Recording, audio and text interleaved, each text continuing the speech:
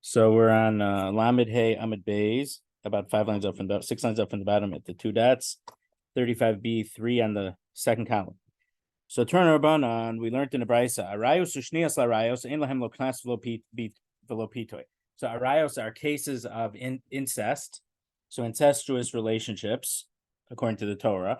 Ushnias Larayos, and secondary cases of incest, if someone would have relations with a young erva, he would not pay the fine for a rape or pitoi for the case of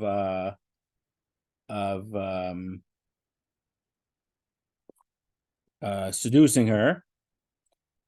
Hamama'anas. So the Gemara is going to say in a minute what are the cases of the incestuous relationships and what are the secondary ones. Mama'anas is a girl who refuses. So meaning, according to the Torah law,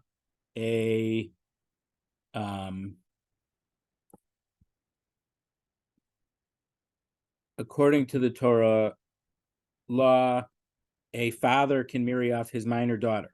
Now, what if the father dies? So if the brother or the mother would have married her off, it doesn't work on a Torah level. But the Chachamim say that if she wants to break off that wedding and not get married to him, meaning someone gave money to her brother or her mother, so since from a Torah level they don't really have the right to do that, so she could refuse and she's not going to be married. So that's a case of called refusing. So she's not divorced, but she's not exactly considered never married before.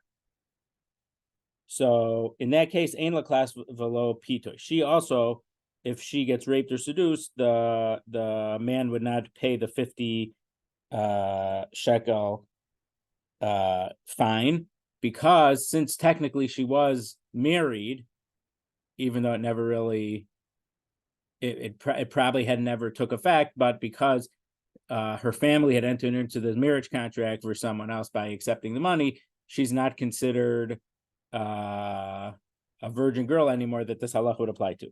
Islandist. So an islandist is someone, a female who never reached physical maturity. So she never had the simanim, the physical signs of puberty. So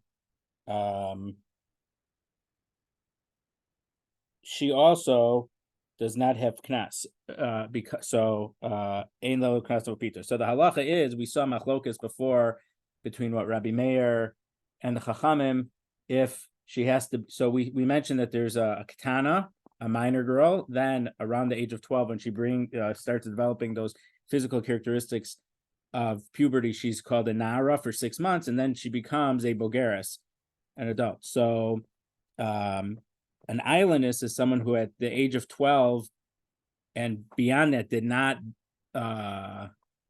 develop those signs. So I think at the age of 20 or something, then she becomes considered a gedola, and she never has the middle period of nara.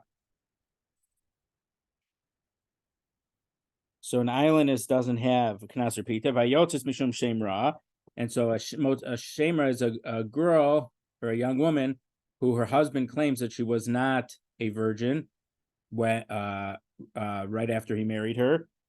So a shemra, it literally means she was taken out with a bad name, meaning her reputation, that she wasn't a virgin. So also, if she was an ara and her husband had already done this motzi shemra thing, if someone would have an ones or a pitoi with her, they would not pay the 50 shekel, because again, she was married already. But we're going to say, we'll see. The Gemara is going to ask an obvious question on this. So the first question is, Maya rayos, my shnios larayos. So on the second to last line, what are the cases of incest and what are the cases of secondary incest? Ilema arayos, as we go to Lamed Vav Amid Aleph, arayos mamish shnios medivrei sofrim. If you hold arayos are the literal incestuous relationship in Parshas Acharemos or Kedoshim, and the shnios are cases that are only rabbinic. If on a Torah level she's not considered related, meaning just like on the Torah, for a lot of things that the Torah forbids, the Chachamim made a siyag, made a fence. We talk about it in the beginning of Pirkei Avos. So they also made other siyagim in regards to forbidden relationships.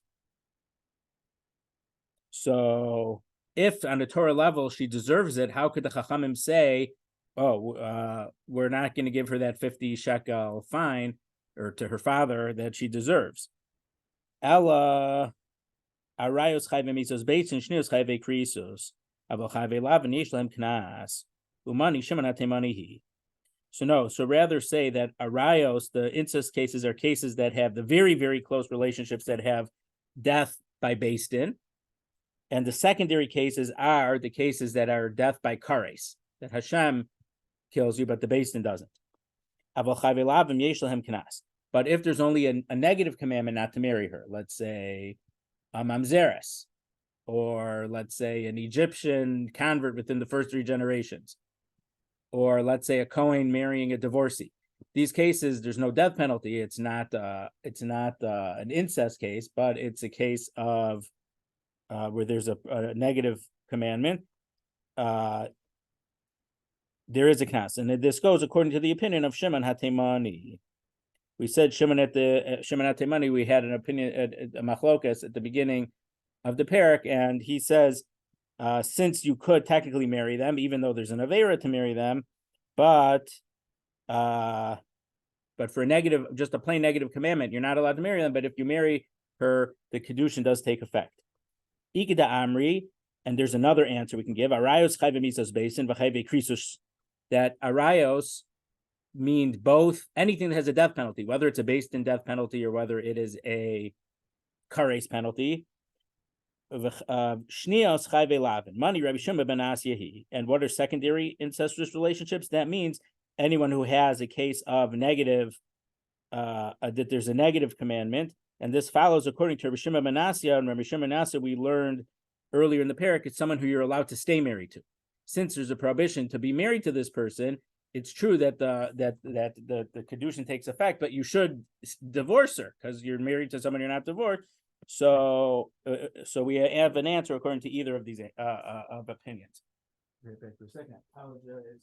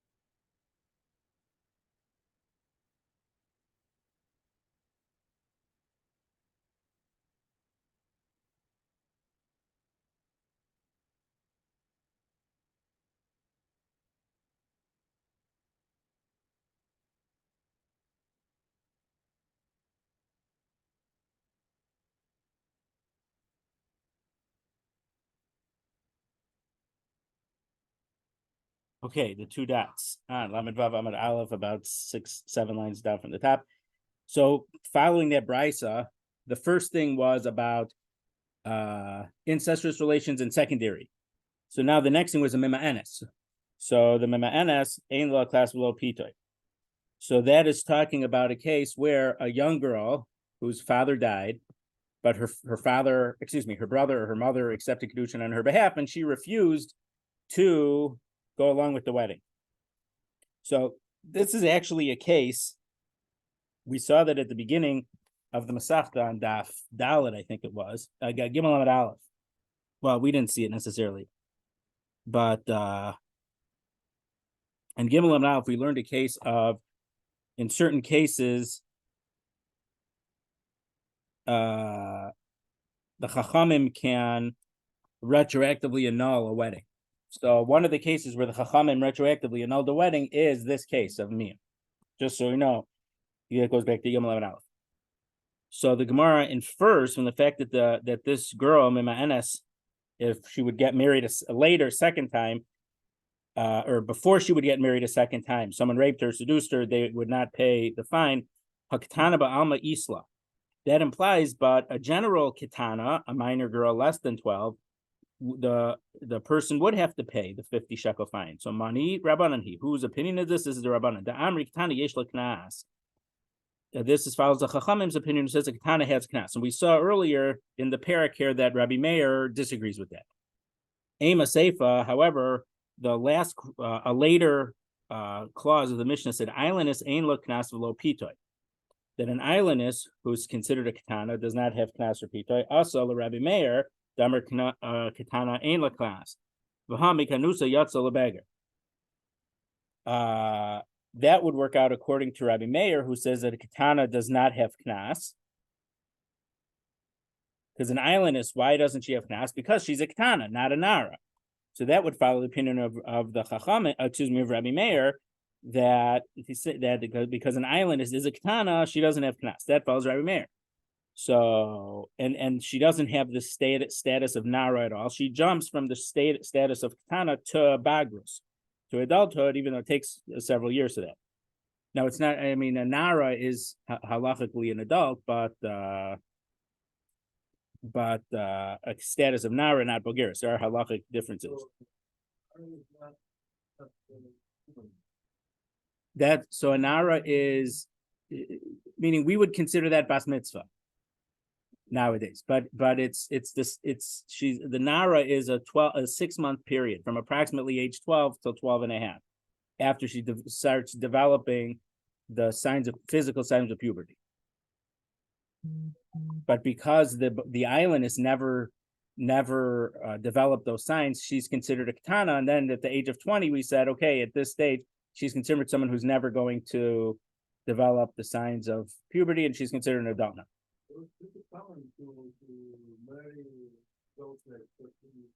Yeah, it was. So I mean, it was possible that someone would marry her, would marry someone, and then end up finding that she was never that she wasn't. But then, so the halach is about that. If a man wouldn't have married her, had he known that she was never going to be able to have children, she was never going to. So the main answer is that it's a remote case, a very statistically unlikely situation that we wouldn't worry that would have happened.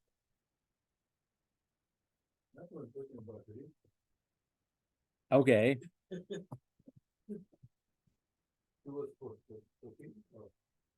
Yeah. His opinion says she was 3 when Eliezer went, but Yitzchak waited 10 years, it was 13. So there's cases, a 13-year-old and probably from Europe from a few hundred years ago.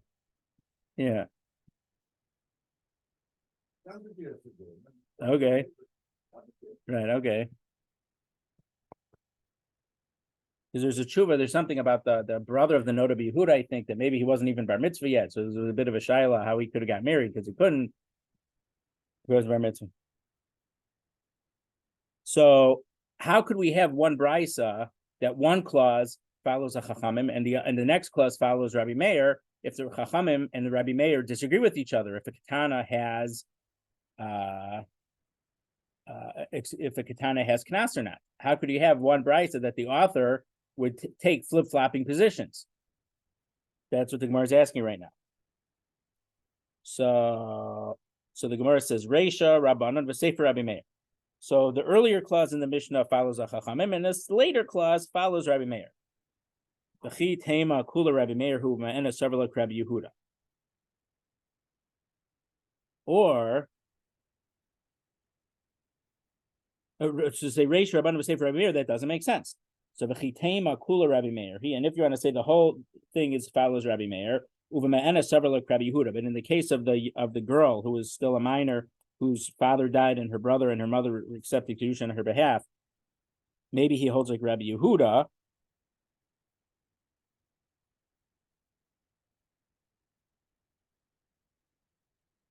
Rabbi Yehuda argues on,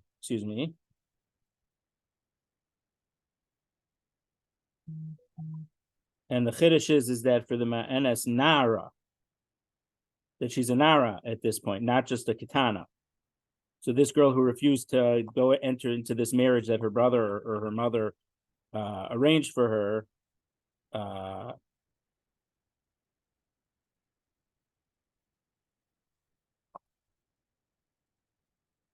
Umi Savarla, Rabbi Meir doesn't hold like Rabbi Yehuda. But Tanya, because we learned in a brisa, in a different brisa, and Masai Habas Ma'anes.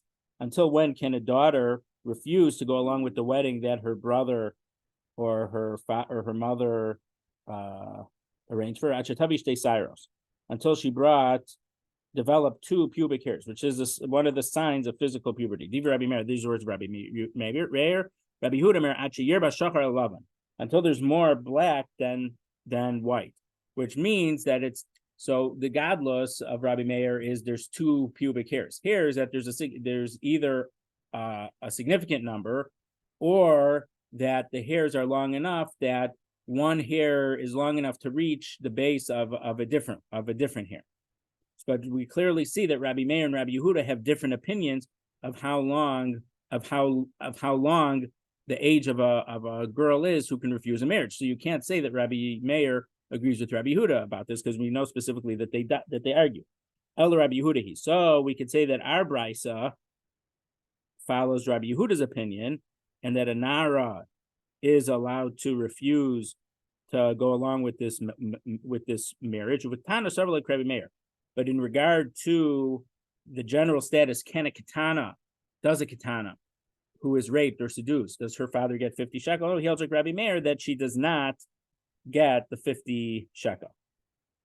So we're answering now that so first we want to say that the brisa would have either been Rabbi Yehuda, the Chachamim, or Rabbi Meir, but there are problems with both. So now this answer is that the brisa follows Rabbi Yehuda.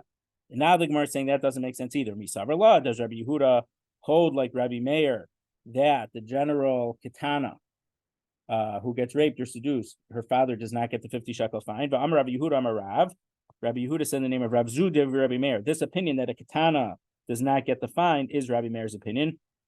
V'im Isa, and if Rabbi Yehuda agreed with Rabbi Meir, Zudiv Rabbi Meir, Rabbi Yehuda mibayle. Rav Yehuda Marav should have said that this Rav Yehuda, by the way, is Rav. It's an Amora. It's not Rabbi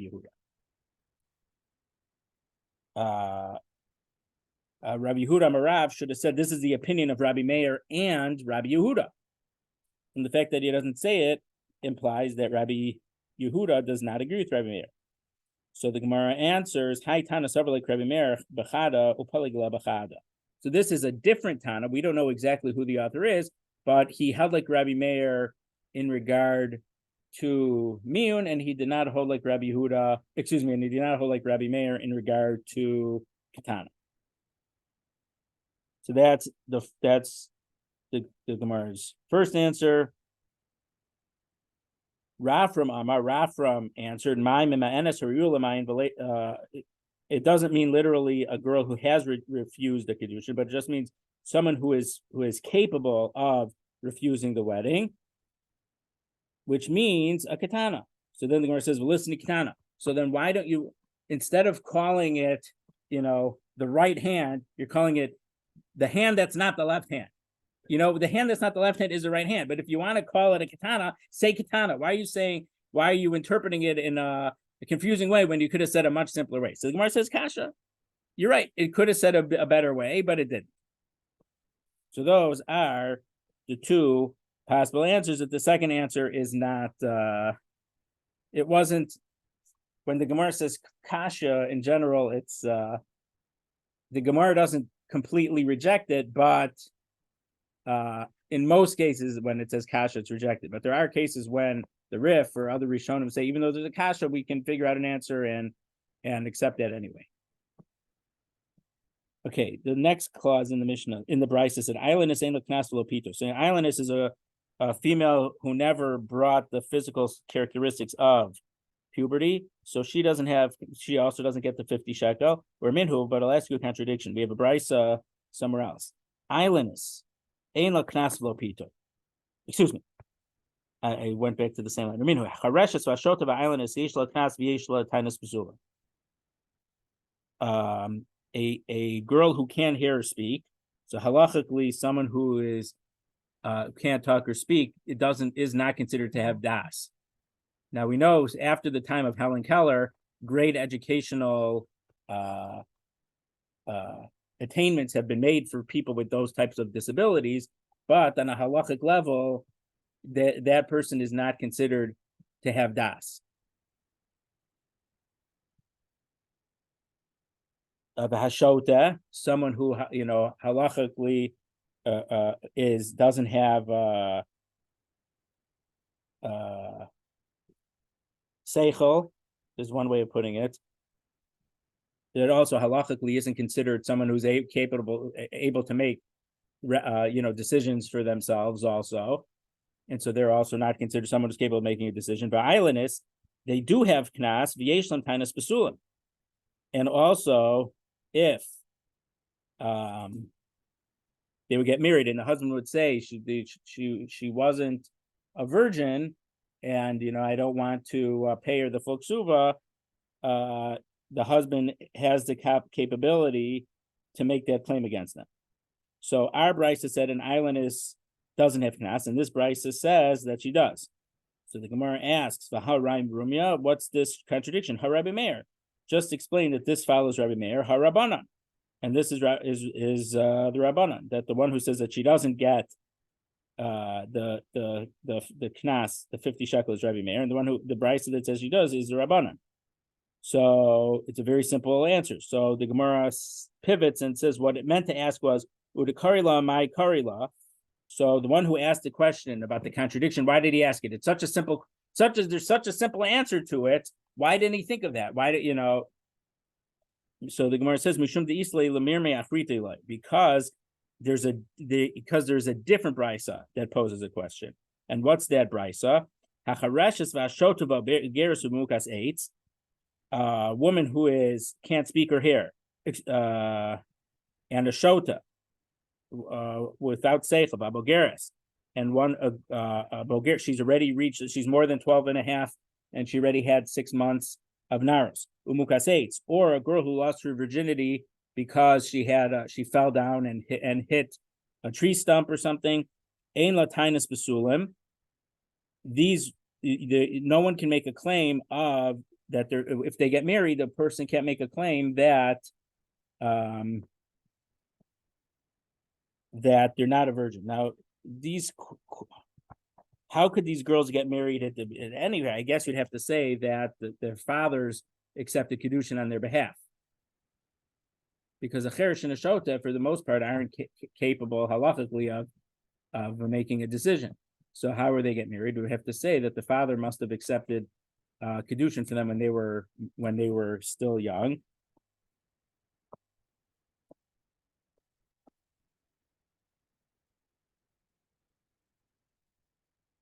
And this brisa contradicts the brisa that the Tana had asked against. Suma v'islandess tanas b'sulam. A blind girl or an islandess does have the husband. If they get married, the husband can claim that they're not a basul, that they're not a virgin. And sumchos omer mishum Rabbi Meir. Now again, that goes back to the first parak, daf ches or daf tes, or even before that. That the very beginning of the first Mishnah. Basul nisas omer v. Why? So in case she wasn't a virgin, the husband goes to base that, because we're worried maybe shama zinsa tachtav zinsa, maybe she committed adultery after the erisin before the nisuin, and he wouldn't be allowed to stay married to her. That's the tanis b'sulam part. Sumchas amar shum Rabbi Meir. Sumchas said in the name of Rabbi Meir, Suma ein la tanis b'sulam. A blind girl who got married, the husband is not able to claim, I thought she was a virgin and she's not. So the brisa that was brought said that an islandess does not have tainus basulim.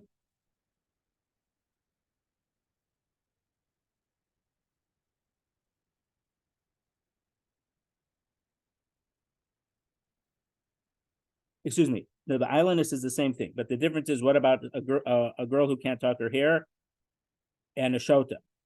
The first brisa that we quoted says that they do have tainus basulim, and this brisa says that she doesn't. So what's the difference between how come in one brisa it says a chareshes and a shota, the husband can claim that she's not a basula, and the other one says they can't, the husband can't? Amar Sheshes Lokasha. Rabbi Yeshua. It goes back to the machlokes in Rabbi Gamliel and Rabbi Yeshua we had on like 4 different mishnayos or 5 different mishnayos at the end of the first parak, that one of them believes the woman. She says, "Oh, I mukas eitani," and Rabbi Yeshua says, "Lo mi pianu chayim." Just because she says something, we don't believe her. She has to bring evidence to her claim. So we saw in many, like 5 different mishnayos, a case where Rabbi Gamliel believes the claim that she made because she could have made a different claim, and Rabbi Yeshua says no, she has to bring witnesses that her claim is valid. So the one who believes her, who says that she has tainus basulim, that would follow Rabbi Gamliel's opinion, that we could believe her if she makes a claim. And Rabbi Yoshua, who doesn't believe her, so she wouldn't have a claim.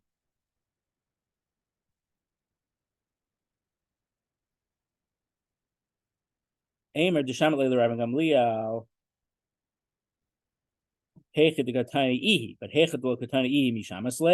So we know that Rabbi Gamliel holds that she gets to keep her ksuva when she does make a claim to defend herself why she's not a basula. She says, "Oh, I never had relations with any man, but I had fallen and tripped, and I lost my basulim blood then."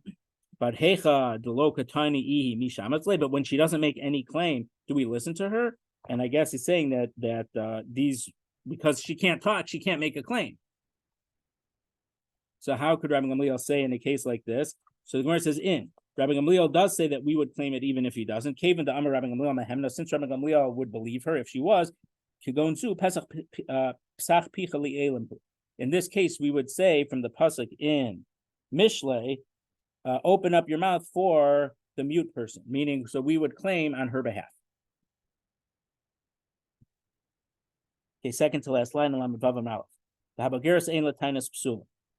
So Habageris is a young woman who's more than 12 and a half years old and already had 6 months of a Nairos period. So if she gets married and her husband can't say that she's not a virgin. Now, for us, it doesn't. In the time of the Gemara, they felt that, or the time of the Mishnah, or both, they felt that a basula, that if she was still a virgin after she became a basula, a bogeres, there was no blood anymore from the hymen or whatever. Maybe they didn't think it came from that. I don't know exactly. Scientifically, it doesn't seem to make so much sense, but that's what the Gemara felt. The Gemara, so V'amar Rav, Bogeres Nosin L'Laila Rishona, but Rav said, and I think we saw this brisa in the first parak. Yeah, maybe not, but it should be a similar one. So the halacha is that for different ages of women. So nowadays, well, now we don't have minors getting married either, but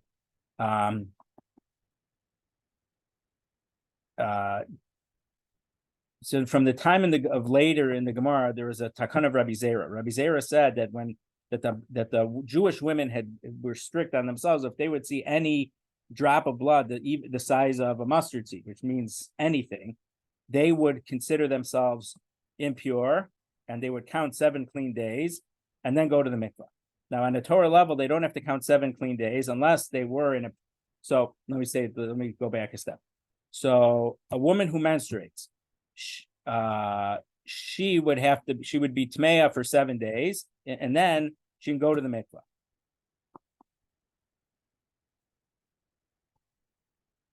Then there was an intermediate decree later, and then if she would see blood not during her menstruation time, if she saw one day, she would have to count one clean day and then go to the mikvah. If she saw it for 2 days, she'd have to count 2 clean days, or another clean day, and then go to the mikvah.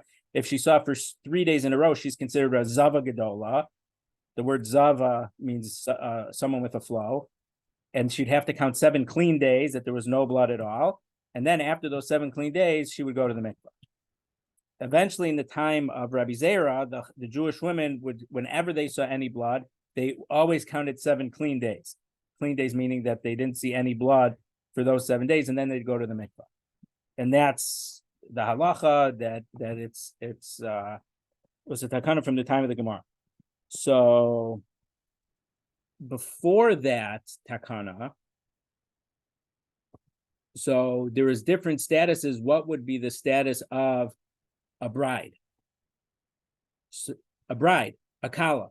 So there should be blood from being a basula, of losing her virginity. So it depended if it was a katana, a girl who had never had her period yet, or a minor girl who had a period, or a nara, and then a boger. So there's different halachas of how long we would assume that if she would see blood, we assume that the blood is just from losing her virginity, and it's not blood from that would render her unclean, impure as a nida. That's what this brisa, the context of this brisa. So a bogeres is someone who's at least 12 and a half years old. Nosnin alayla harishon. So we say that that any blood from the first night after the marriage was consummated is due to her losing her virginity. But if she would see blood after that, where we're on a day later, or a few days later, we're worried that blood is because she's a nida. Because again, on a Torah level, the blood from her losing her virginity is not from the same blood that causes nida. So she wouldn't be a nida. Nowadays, I mean, there's halachas if she has a wound that the blood is coming from, depending on if it's in the uterus. It seems to be a machlokes between Mechaber and Rama, even though a lot of people claim that the Mechaber holds it's not Tmeya. It's not so simple that's really what the Mechaber holds. Rabbi certainly did not think that the Mechaber agreed with the Rama. But whatever. But there are halachas about that, and you have to ask a shayla. And so so if a bogeres doesn't have tainus basulim, that means that a bogeres is assumed not to have any blood from her hymen. But if the Gemara says bogeres nosin l'layla rishon, any blood she sees on the night that her marriage is consummated, that means that we do think she has blood. So does a bogeres have blood, or does a bogeres not have blood? So the Gemara answers, your question is valid if the claim that the husband made is that he didn't see blood. But hacha b'mayaskina. But what's in this case? The katoin tainus pesach basuah. This is a case where he claimed that it felt like there was not a type opening. A pesach basuah literally means an open door. So meaning, if she was a basula, if she was a virgin, the extra tissue there from the hymen should have been make things feel like a certain tightness. So, but there wasn't. That's what he's claiming. So back in the first parak on Daf Tes, the taina of Pesach Pasuach is a much weaker claim than saying I didn't have blood, because they would have a towel or they would have a cloth to check, and you can see that there's blood on there. But here, she's admitting that there wasn't blood, and he's saying there's no blood. They're not arguing about that, but he's the only source that he's saying it is something that's not really verifiable, just based on his experience. So it's a weaker level. So we're answering. So no. So the reason isn't because of blood, because this opinion holds there is no blood, but it's just talking about him being able to make a claim of Pesach Pasuah. Okay. Sumcha said the name of Meir, a blind girl, when she gets married, her husband can't claim that she is not a virgin. So the Gemara asks, "My time to Sumchus. What's the reason of Sumchus?" Sumchus was his name. Because he assumes that she must have hit the ground hard at one point because she trips, because she can't see, because unfortunately she is blind. So she must have tripped, and on hitting the ground, it caused her to rupture her hymen, and therefore that's why she doesn't have the husband, when she gets married, her husband can't claim that, I wanted a discount on my ksuva because she wasn't a virgin. So then the Gemara says, but this could happen to any girl. Why dafka a blind girl? Especially in those days, they didn't have smooth floors like we have. So the Gemara says,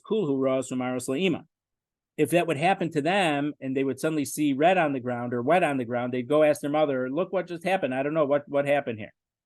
But zu ain't a raw, but ain't a mara le'ima. But a blind girl, if she falls and she bleeds, she doesn't know she's bleeding because she can't see it. So she doesn't tell her mother. So therefore, because that, we would assume that it's more likely for this to happen to a blind girl than to a sighted a girl who can't see. So the blind girl can't make this. The husband of the blind girl can't make this claim. It's more likely that she would have lost her virginity in an accident by falling, but she doesn't know because she can't see. Okay, and a woman who had left her husband because of shemra doesn't have knas or pitoy. So the Gemara asks,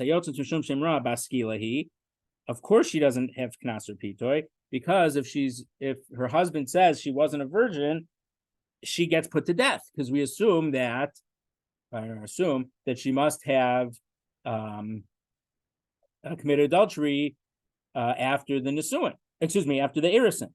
So Amrav Sheshes Hachikamer Mishi Yatzal Hashem Rabbi Yaldusa Ein La Knas V'Lo Pitoy. If when she was young she had a bad reputation. So we're not talking about the halacha of Motzi Shemra, but she had a bad reputation when she was young. Ein La Knas V'Lo Pitoy. So if she would later be raped or seduced before her adulthood, she would not. The violator would not pay the 50 shekel. Amra Papa, and Papa said, Shmamina, we learn from this brisa, Haishtara Rea Lo Magminan Be. If there is a bad document, you can't collect from it. So Hechidami, what's the case of this document? If there's a rumor that that someone has a thing, that Shmuel owes him $500. So if everyone heard the rumor that there's a forged or suspicious document, the shtaruhu dezayfahu, that it's a forged contract or forged document, the chavase hava denapik Allah kala diznai. So meaning, what's the analogy that Rav Papa says we can learn from here? The analogy would have to be that there are rumors that this girl was very promiscuous in her youth. But could that be true? Rabba says Yatza Shem Ram Mizana Ba'ir, if she was known as a promiscuous woman in her city, Ein Choshesh in law, we ignore that rumor. So what's the case? How is the case of this document analogous to the case of this Shemra, the girl who has this bad name? Ella the Azube Treva Amri. So we have a case where two witnesses came and said, Lididi Tivanhi Bisura. She solicited me for an immoral act. The Chavase Hacha. So in that case, we can compare it. It's analogous to the case of the suspicious document to Azube Treva Amri, where two witnesses come and say, Liditi Amr Lahu Zaifali. That the guy who's holding this, let's say if Chaim Pipik is the one who's saying, I have this document that Shmuel owes me $500, and two people said that Chaim Pipik asked them, can you forge the document for me? Now, is that really such a good answer? Also, Bishlam Hasam, in the case of the woman proposition soliciting them shchichi prutzen. There are men who are promiscuous who would take her up on the offer. But just because this person had asked to forge a document or to sign falsely, I said forge a document, but sign. He could have asked them to sign this document for me, but it's false. I need you to. But kol yisrael mihuchzaku, as are all Jews assume, just because he asked you to sign a document, you can. Maybe there were people who really did see it. So hachanami, no, it's not a good question. Kaven to come mahader as a UFO, since the guy was going around looking for people to fraudulently sign a document. Omer zayufo zayach v'kasa. That's enough of a reason to think that the shtar was actually had false witnesses on it. We go a few more minutes. I'm sorry, it was my fault. Mishnah. The elu she'ein lahem knas. The following women do not have knas. Abala giores, vel shvuya, vel shivcha shenifshu v'shenizgaru v'shenishtachu yoser sabas shel shana v'yom echad. If someone raped or seduced a convert or a girl who had who was held hostage by non-Jews, or a shivcha, someone who had been a maidservant and they were redeemed or from their servitude or from their captivity, or they converted when they were older than 3 years old in one day. So the halacha is in that case that once she was 3 years old in one day, she had lost her virginity then, and in that case it doesn't come back. Meaning we in the first Mishnah, when it was less than 3 years old in one day, even if she would have lost her virginity, the halacha is that the hymen will regrow if she was not yet 3 years old in one day. So in these cases, she's not assumed to be a virgin anymore, and therefore, if she gets raped or seduced, the person, obviously the Navera, but the man would not have to pay the 50 shekel fine. Rabbi Huda Omer Shivuya Sheniftis Harehi Biktushasa Afa Pishagdola. A captive one who is redeemed, she's considered holy, even though she is an adult already. Meaning he's not worried. Rabbi Yehuda is not worried that that she was violated when she was held captive. Habal Bito, if someone raped his daughter, so that's a case of Misas Beistin, Abbas Bito and his granddaughter, as the daughter of his daughter, Abbas Beno, his granddaughter, meaning his son's daughter, Abbas Ishto, his wife's daughter, Abbas Bena, and his wife's granddaughter, Abbas Bita, his wife's granddaughter from the daughter's side, Ein Laknas. These women also don't get fine because he has a death penalty from Beistin. Shemisasim Beistin. These cases, you would get killed by Beistin. And whoever has a death penalty does not pay mamam. Remember, the pasuk says, if there was no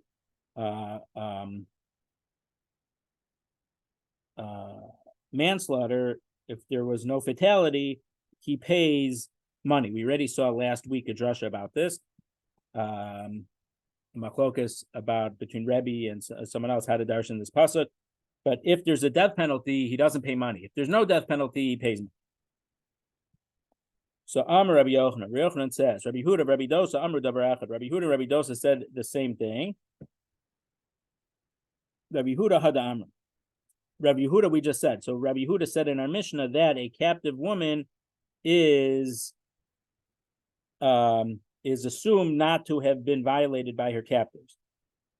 Rabbi Dosa's opinion is the Tana we learned in the Brisa. Shvuya Chelas B'Truma, a woman who had been held captive and now she's free, she's allowed to eat Truma, Diva Rabbi Dosa. Now, who's allowed to eat Truma?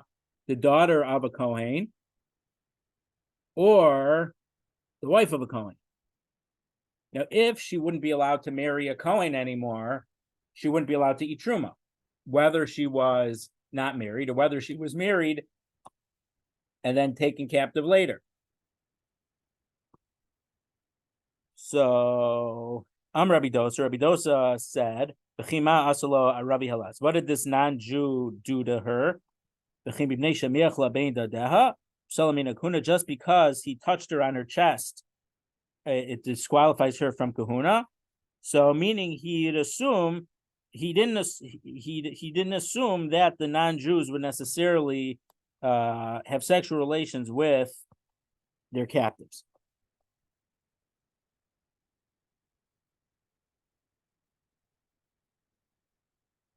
And Rashi points out that the Chachamim argue in Rabbi Yedosa, and they say it depends. Sometimes a captive woman can eat and of truma, and sometimes not. And what we learned in the end of the first parak, was it the first parak or the second parak? I don't remember right now. That if she said I was held captive, but I was not violated, then we believe her.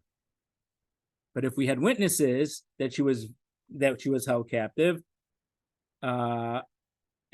then she wouldn't be allowed to. Amar Rabba says, Dilma Lohi, maybe Rabbi Yehuda and Rabbi Dosa is not the same exact opinion. Ad kan lokam Rabbi Yehuda hachala shelo yehechote niskar. Maybe Rabbi Yehuda only says in the Mishnah that she doesn't get, that she gets that if someone would rape her or seduce her, they would have to pay the 50 shekel. That's in order that the sinner who is seducing her or raping her shouldn't get off scot-free. Aval hasam krabonetz v'relei. But in regard to truma, he wouldn't go so far as to say that we believe that she is still a virgin in regard that she'll be allowed to eat truma. Inami, or it could say, I like halam karmi dosa hasam el b'truma d'rabbanan. Or when Rabbi Dosa says that this woman who is held captive is allowed to eat truma, he only holds it in regard to truma, only rabbinic truma. Meaning he doesn't allow her to eat Torah truma, only rabbinic truma. But in regard to her receiving the 50 shekel fine, which is a diraisa din, he would not allow her to get this money on a diraisa because we're not so sure. We're sure enough that to allow her that it's not a problem for a dirabanan level, but maybe it is a problem for a diraisa level. Amar le Abaye. Abaye said to Rabba, "V'tamid Rabbi Yehuda hacha." Is the reason for that Rabbi Yehuda says that a woman who is held captive gets, who is raped or seduced, gets the 50 shekel? Is it because we don't want the violator, the man who raped her, seduced her, to get off scot-free? But we learned in the Brisa, Rabbi Yehuda Omer, a captive woman stays in her pure state, even if she's 10 years old. When she was held captive, meaning much older than 3 years and 1 day, she would still get a full ksuva with 200 zuz. And in that case, there's the relevance of the claim that a sinner shouldn't benefit from something. It doesn't apply there. So Rabba's whole opinion was based on the fact that Rabbi Yehuda's saying is lo yehechote niskar in regard to the rapist or the seducer. But based on this brayso, Rabbi says it has nothing to do with Rabbi Yehuda's opinion. So Hasamnami, Rabba answers, no. Dilma mimane v'lo nasvula. So maybe she wasn't a virgin, but we said that her ksuva is 200 in order, meaning if we would say that her ksuva is only 100, people would assume that she's, shall we say, damaged good when she's not, and it would cause people to not marry her. So he didn't want that to happen because the odds are that she was not violated, and that's why he's taught that the ksuba was 200. It was just to help the plight of the shidduch crisis, that these young women shouldn't be stuck without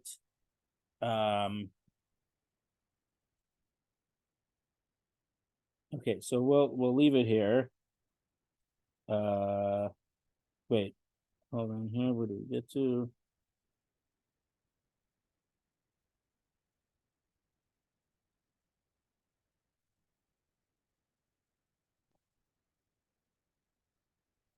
Okay, so the fourth narrow line up from the bottom. Okay.